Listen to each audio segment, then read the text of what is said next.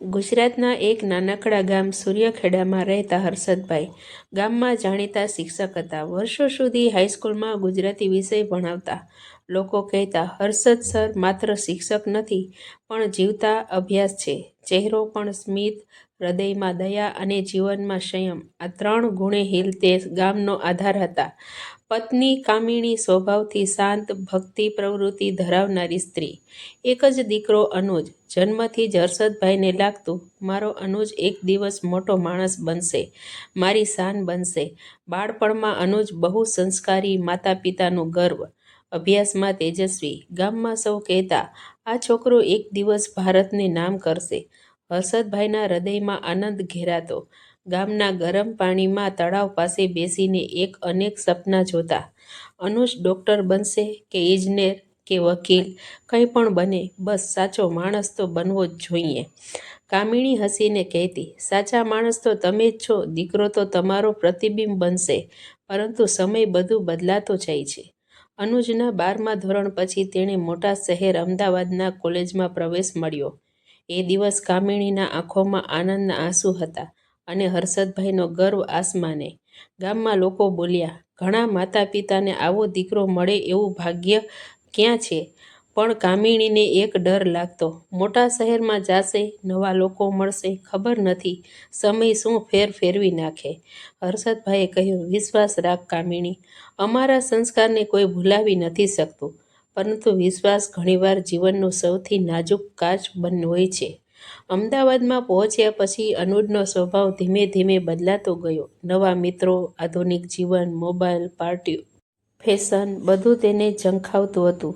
શરૂઆતમાં ઘરે ફોન આવતો, પપ્પા મને સારું છે, ચિંતા ન કરશો. પણ સમય જતાં ફોન ઓછા થતા ગયા. દિવસો પર દિવસ પસાર થતા ઘરમાં શાંતિ ગાઢતા ગાઢ બની. કામિણી દર સાંજે મંદિરે દીવો પ્રગટાવતી, ભગવાનને કહેતી, મારો દીકરો સાચા માર્ગે રહે, તેને સારા મિત્ર મળે. હર્ષદભાઈ બહારથી મજબૂત દેખાતા પરંતુ અંદરથી દરેક ક્ષણ તૂટતા.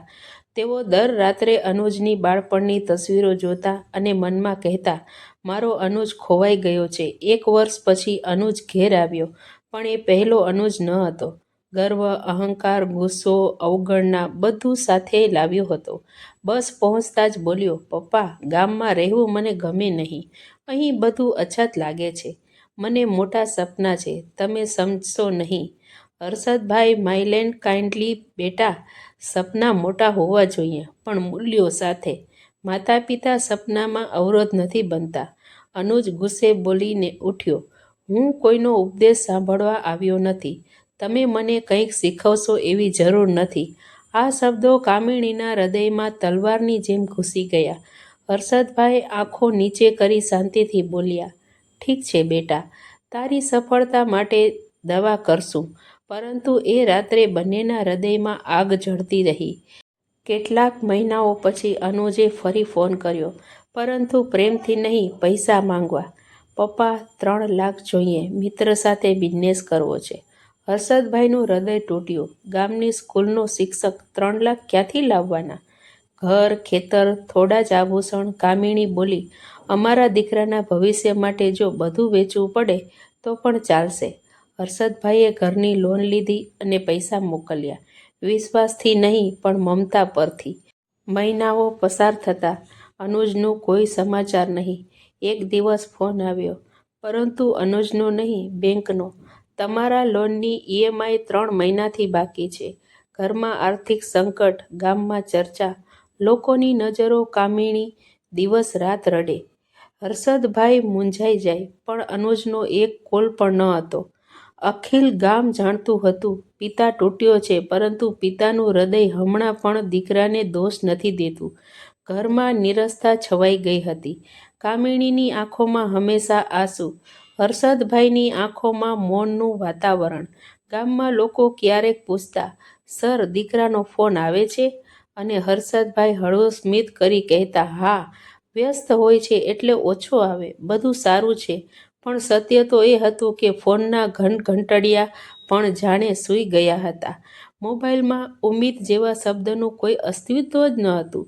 એક રાત્રે અચાનક ગામની હોસ્પિટલમાંથી ફોન આવ્યો. હર્ષદભાઈ, તરત આવો. કામિણીબેનની સ્થિતિ ખૂબ ગંભીર છે. હૃદય ધ્રુજી ઉઠ્યું. બધું હાથમાંથી સરકી રહ્યું હતું. કામિણીને હાર્ટ એટેક આવ્યું હતું. દીકરાની ચિંતા, ઘરનું કામ, લોનનો બોજ, શરીરે હવે સહન ન કરી શક્યું. હોસ્પિટલમાં બેસેલા હર્ષદભાઈ કામિણીના હાથ પર હાથ રાખીને ધીમેથી બોલ્યા, અનુજ આવશે, ચિંતા ના કર, બધું સારું થશે. કામિણીની આંખો ભીંજાઈ ગઈ. મારે બસ મારા દીકરાનો ચહેરો એકવાર જોવો છે, હર્ષદ, બસ એકવાર.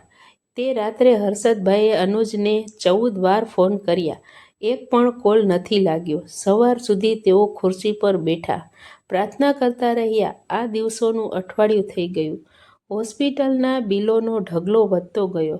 ઘરનું નાનું ખેતર વેચવાની નોબત આવી. ગામના વૃદ્ધ ગણેશભાઈ બોલ્યા, સર, તમે કેટલું સહન કરશો? દીકરો આવે કે ના આવે, જીવન તો ચાલવું જ છે. હર્ષદભાઈએ થોડું હસીને કહ્યું, જીવન દીકરાને માટે જ જીવ્યું, હવે પણ તેની રાહ જ જોઈએ. પરંતુ તે રાત્રે કામિણીની તબિયત બગડી.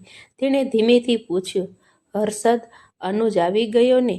હર્ષદભાઈ આંખોમાં ન રોકાયા એવા આંસુઓની સાથે બોલ્યા, હા કામિણી આવશે, જરૂર આવશે. પરંતુ અચાનક મશીનોના અવાજે બંધ થંભી ગયું. ડોક્ટર બહાર આવ્યા અને તેમનો અભિવ્યક્તિ શબ્દ વિહોણો હતો અને ખૂબ પ્રયત્ન કર્યા, પણ કામિણીબેન હવે નથી. હર્ષદભાઈ નિષ્ક્રિય થઈ બેઠા રહ્યા, જાણે સમય સ્થિર થઈ ગયો. જીવનમાં સૌથી મોટો શોર એ મૌન હોય છે, જે તોડાઈ ગયેલા હૃદયમાંથી ઉપજેલો. ગ્રામવાસીઓ ભેગા થયા, પરંતુ તે દિવસે ઘરમાં દીકરાના ખંભા ખાલી હતા. હર્ષદભાઈએ પોતાની પત્નીને ચિતામાં રાખતી વખતે પવનને કહેતા, અનુજ, તું આવતો તો તારી માતાનો અંતિમ ચહેરો ઓછો દુઃખદ હોત. દરેક લાકડાના તડાકા સાથે હર્ષદભાઈની આત્મા તૂટતી જતી. કોઈએ ધીમેથી પૂછ્યું, અનુજને ફોન કર્યો? હર્ષદભાઈએ કહ્યું, હા, હજારો વખત. અને આંખોની કિનારી પરથી એક ટપકું વળગી ગયું. 3 દિવસ પછી ફોન ઘંટી વાગી. પપ્પા, હું બહુ વ્યસ્ત હતો. બહુ મિસ કોલ છે. શું થયું? હર્ષદભાઈ શાંત સ્વરે બોલ્યા, મમ્મી ગઈ, તારી રાહ જોઈને ગઈ. ફોનની બીજી બાજુ નિશ્વાસ, પણ એ નિશ્વાસમાં પસ્તાવો ન હતો, માત્ર અચંભો અને ચીડ. પપ્પા, તમે એકવાર મેસેજ કરી આપ્યો હોત તો? આ શબ્દો હર્ષદભાઈને મૃત્યુ કરતાં પણ વધુ દુઃખદ લાગ્યા.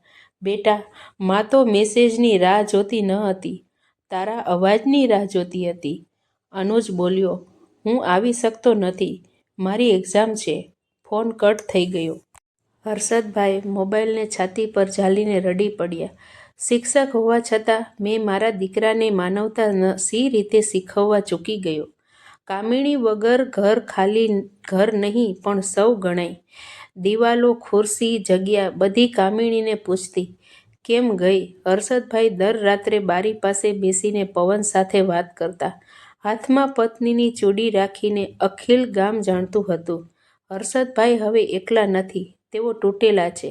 કામિણીના વિયોગ પછી હર્ષદભાઈનું જીવન જાણે ખાલી પડેલું મકાન બની ગયું. રોજની સવાર ઉગે પણ સૂરજની કિરણો તેમના આંતરિક અંધકારને કદી ચીરતી ન હતી. ગામમાં શાળાના બાળકો બોલતા, સર, આજે પોયમ ભણાવો, પણ તેમની આંખોમાં કવિતા નહીં, માત્ર ખાલીપણો. એ ધીમે ધીમે શીખવણીમાંથી રજા લેતા રહ્યા. ઘરમાં રહેતા પત્નીનો રૂમ ખોલીને તેની સાડીઓને સ્પર્શતા, તસવીરો પાસે કલાકો બેસતા. એક દિવસ તેમણે અનાજની કોઠી નજીક એક નાનું લિફાફું જોયું. કામિણીની લખેલી છેલ્લી ચિઠ્ઠી. તેમાં લખેલું હતું, હર્ષદ, જો હું ક્યારે જાઉં તો અનુજને દોષ ન આપતા, તેને પ્રેમથી સમજાવજો. દીકરાનો ગુસ્સો માતા પિતાના પ્રેમ કરતાં મોટો નથી હોતો. મારો દીકરો ખોવાઈ ગયો છે, પણ તું તેને જીવવા મદદ કરજે. આ શબ્દો વાંચીને હર્ષદભાઈ ફાટી પડ્યા. પ્રેમ અને પીડા બંને એકસાથે વિસ્ફોટ થાય ત્યારે આંસુઓની કોઈ સીમા નથી હોતી. અમદાવાદમાં અનુજનું જીવન હવે બગડવા લાગ્યું. તે બિઝનેસમાં પાર્ટનર પર વિશ્વાસ કરી બેઠો અને પાર્ટનર ધંધાની સમગ્ર રકમ લઈ ભાગી ગયો. 3 લાખની લોન હવે 15 લાખ જેટલી વધી ગઈ, કારણ કે વ્યાજ વધતું ગયું. બેંકના નોટિસો, લોકોની ધમકી, કોર્ટનો કેસ, જીવન અગ્નિ પરીક્ષા બની ગઈ. મિત્રો જે સાથે પાર્ટી કરતા હતા, ધીરે ધીરે ગાયબ થઈ ગયા. વ્યસન, રાતભરની નશીલી ભટકણ અને અંતે નોકરીમાંથી પણ કાઢી મૂક્યો. એક દિવસ રોડની બાજુમાં પડેલો નશાની હાલતમાં તેને તેની જિંદગીનો સૌથી મોટો ખાલીપો દેખાયો. મારી બાજુમાં કોઈ નથી, એક પણ નહીં. પછી પ્રથમ વખત યાદ આવ્યા પપ્પાના શબ્દો, જેમણે તેણે ક્યારેક હસીને ઉડાવી દીધા હતા. અનુજ ગામ આવવા નીકળ્યો, બસમાં બેઠો. દરેક ક્ષણ તેને મમ્મીના ચહેરાની છબી દેખાતી. ગામની ગલીમાં પ્રવેશ્યો ત્યારે લોકોની નજરીમાં પ્રશ્નો અને તિરસ્કાર બંને હતા. આવે છે હવે, જ્યારે માતા નથી રહી. ઘરના આંગણામાં હર્ષિતભાઈ એકલા બેઠા હતા. ધૂળ, સૂની બારી, સૂકો આંગણો, માણે ઘર પણ રડી રહ્યું હોય. અનુજ ઘૂંટણ પર પડ્યો. પપ્પા, મને માફ કરો, હું ખોટો હતો. હર્ષદભાઈએ ધીમેથી હાથ ચોપડો. હું તો આજ પણ તારો પિતા જ છું બેટા, પણ સમય એ પાછો નથી આવતો. અનુજ રડી પડ્યો. મમ્મી, તેમને એકવાર મળ્યો હતો, એકવાર બોલ્યો હતો, પરંતુ ટ્રેજડી ત્યાં પૂરતી ન હતી. ઘરમાં માત્ર એક પાતળું જૂનું બેડ, પત્નીની ખાલી ચંપલ અને એક લિફાફો.